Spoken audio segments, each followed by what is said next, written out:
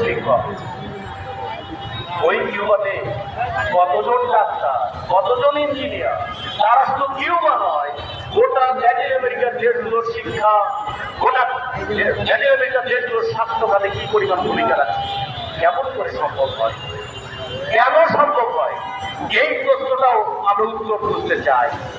দেশ যদি সমাজতন্ত্রের দিকে ধাবিত হয়, এই সীমিত সম্পদের মধ্য দিয়েও মানুষের জীবনের অসীম সম্ভাবনাকে উন্মোচন করা যাবে।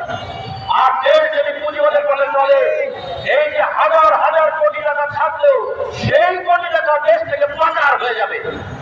ফলে আমরা নির্ধারণ করবো কোন পথে দেশটা চলবে। এই বাংলাদেশের 7,37,00,000 প্রগতির মানুষ দেশের বাইরে কাজ করছে, 1,49,00,000 মানুষ। এই রোদ হয়েছে বলে অনেকে চেয়ারে বসতে চাচ্ছেন না। এখন তাপমাত্রা 28 ডিগ্রি সেন্টিগ্রেড। সৌদি আরবে বিশ্বকাপ হবে, এর আগে কাতারে বিশ্বকাপ হয়েছিল, যেখানে তাপমাত্রা বেড়ে যায় 46, 47, 48 ডিগ্রি সেন্টিগ্রেড।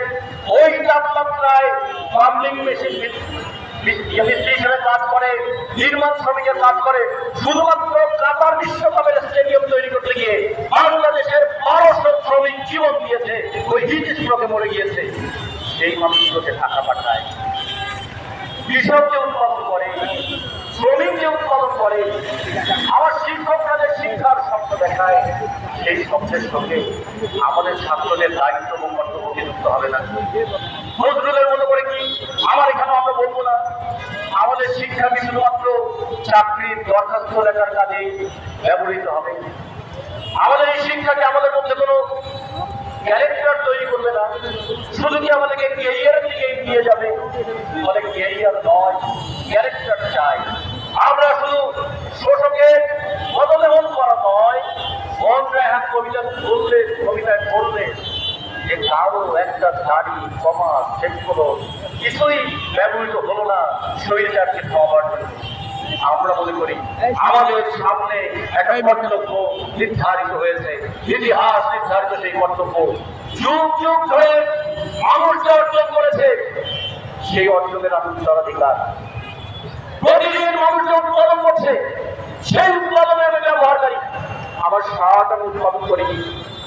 আমি যে চা খেলাম, গতকাল সিলেট থেকে এসেছি, চা বাগানের শ্রমিকরা সারাদিন চা বাগানে কাজ করে 170 টাকা মজুরি পায়। আমি যে ভাত খাবো, এই প্রচন্ড গরমে, বৃষ্টিতে, কাদায় ওই কৃষক ফসল উৎপাদন করে। আমার যে গায়ের পোশাক, সেই পোশাক শ্রমিক উৎপাদন করে। তাদের কাছ থেকে আমার ঋণ নাই, তাদের প্রতি আমার দায় নাই।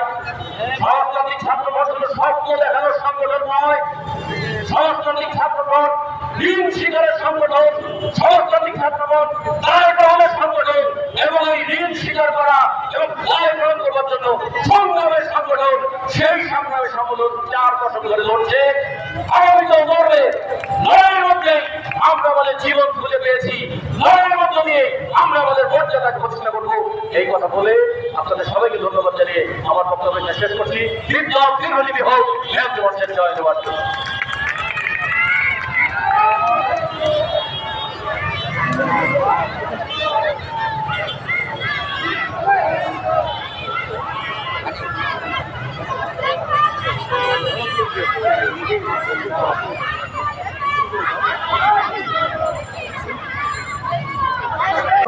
আমাদের উদ্দেশ্য পরিষ্কার, আমাদের উদ্দেশ্য খোলামেলা।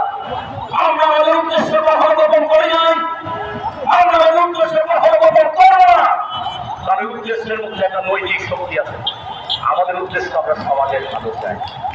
সমাজে শোষণ থাকলে আমরা কেউ ভালো থাকবো না, সমাজে নিপীড়ন থাকলে আমরা কেউ ভালো থাকবো না, সমাজে বৈষম্য থাকলে আমরা কেউ ভালো থাকবো না।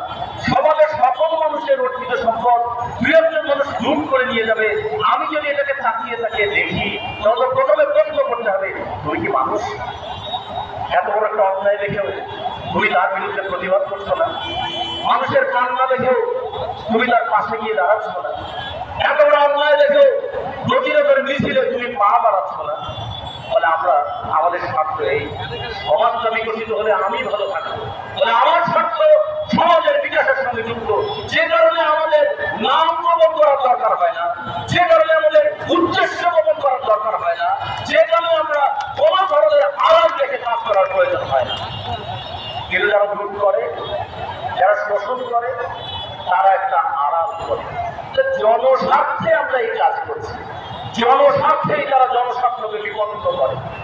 আমরা জানতে চাই, প্রায় 800 সচিব, উপসচিব এবং যুগ্ম সচিব, তাদেরকে যে আপনারা ভূতাপেক্ষা প্রমোশন দিলেন, রাষ্ট্রের যে এই যে টাকা, কি বিপুল পরিমাণ টাকার প্রয়োজন হবে, সেই টাকা যে আপনারা ব্যয় করবেন, এই টাকার চাইতেও কি বেশি প্রয়োগ করা দরকার ছিল না?